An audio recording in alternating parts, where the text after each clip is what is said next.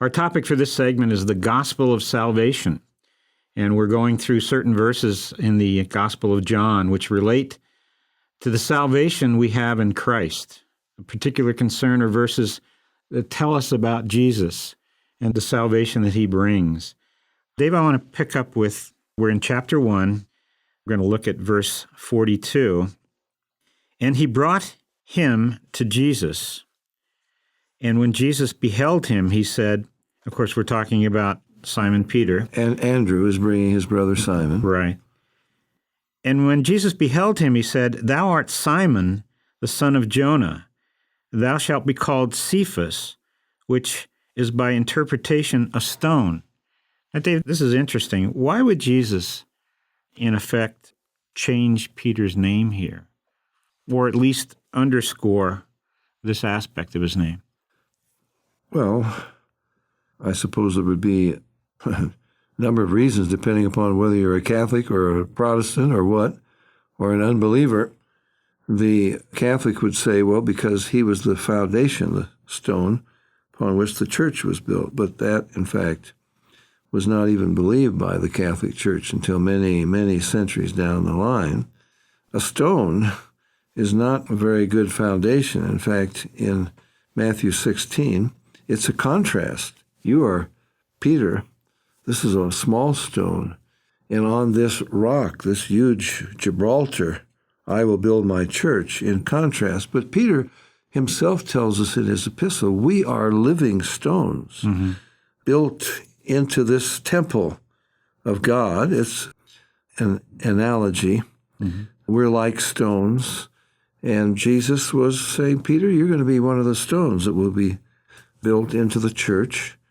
I don't know that I could say more than that. Maybe you have more to offer on that, Tom. No, I don't. I don't. Verse 43, The day following, Jesus would go forth into Galilee, and findeth Philip, and saith unto him, Follow me.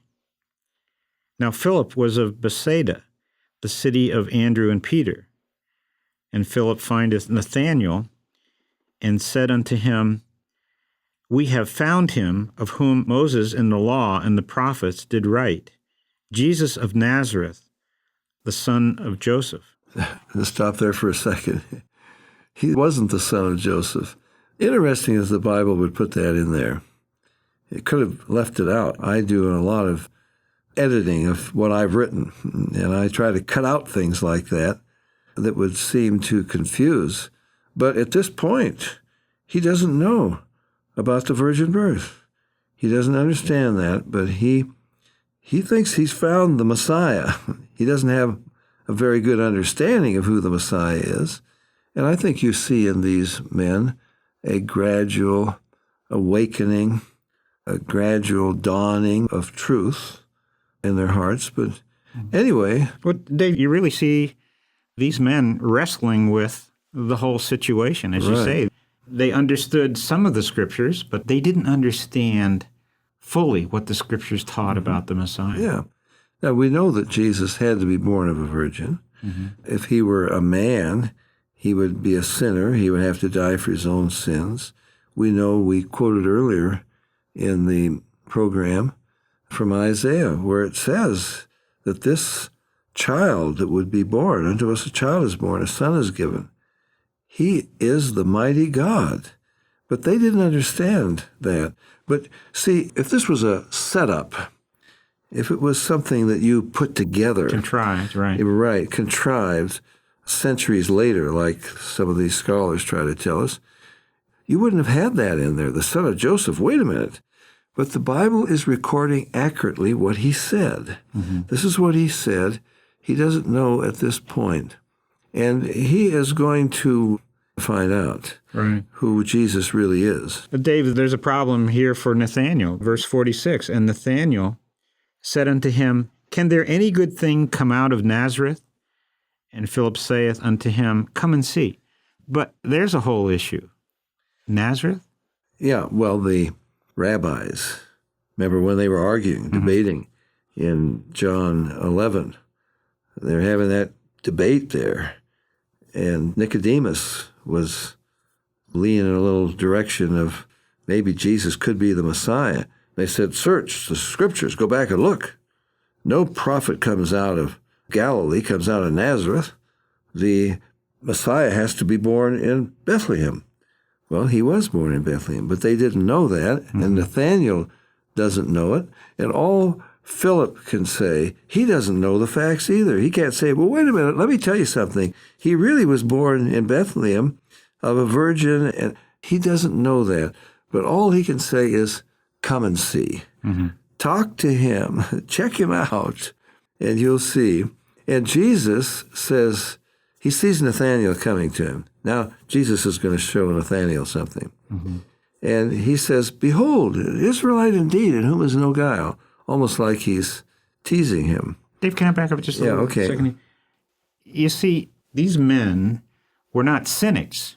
No. But they had a healthy skepticism. And this is what we encourage here in this program. Well, fine, you don't have all the answers. We don't have all the answers, but we know where the answers are if we'll be diligent and seek them out. That's why not only do I like Nathaniel's question, but I like Philip's response. Come and see. Let's search this out. Let's check this out.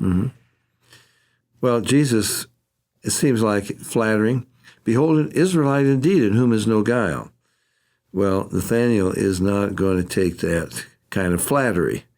And he says, wait a minute. How do you know? How do you know me? Why are you saying this? Jesus says, before Philip called you, when you were under the fig tree, I saw you. Whoa, wait a minute. Nathaniel is convinced. He says, Rabbi, thou art the Son of God. Thou art the King of Israel. Now, wait a minute, Dave. It seems to me that what is Nathaniel thinking here? How could this have impressed him? We're not given a lot of the details. Is it just some miraculous vision that he thinks took place, or? Well, today people would say, oh, he was a psychic.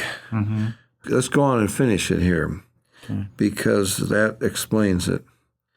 Jesus answered and said unto him, because I said unto thee, I saw thee under the fig tree, believest thou? Thou shalt see greater things than these. And he said unto him, verily, verily, I say unto you, hereafter you shall see heaven open, and the angels of God ascending and descending upon the Son of Man. Now, Rabbi, you are the Son of God. You're the King of Israel. Jesus didn't say, well, Nathaniel, I mean, it's not quite that good. You know, I just have psychic powers. Or like some of the New Agers would say, that's just human potential. We all have that possibility. Jesus is accepting that, and he is accepting the reasoning that Nathaniel has. If you can tell me who I am before I've been introduced, and if you saw me miles away under that fig tree in my backyard before Philip called me, on that basis I know you must be the Messiah, the one that we're looking for. Now, today it gets all confused because we have people that Jesus foretold. He said, many will say to me in that day, Lord, Lord, didn't we prophesy in your name? In your name we cast out devils. In your name we did miracles. I will say, I never knew you. So we have a lot of phonies out there, unfortunately, sadly, professing Christians who claim to be miracle workers and so forth, but when you investigate it, it isn't really true. Or we have people thinking, well, but even psychic power, even Satan can do these powers. No, a real miracle, the real truth, comes only from God. And Nathaniel recognized that. I know we're out of time. It's a pity we can't deal with this in more depth because it really requires that. Dave, this is a subject that we could wrestle with. And let me go on to verse 51, and then we can pick up with, we'll end this up next week. And he saith unto him, verily, verily, I say unto you, hereafter ye shall see heaven open, and the angels of God ascending and descending upon the Son of Man. These men were in for just a wonderful, wonderful experience. Of course, this brings us back to Jacob, and he saw that ladder, the angels going up and down. Jesus is saying he's the ladder, he's the way, and they're going to have a full understanding of who he really is eventually. Right.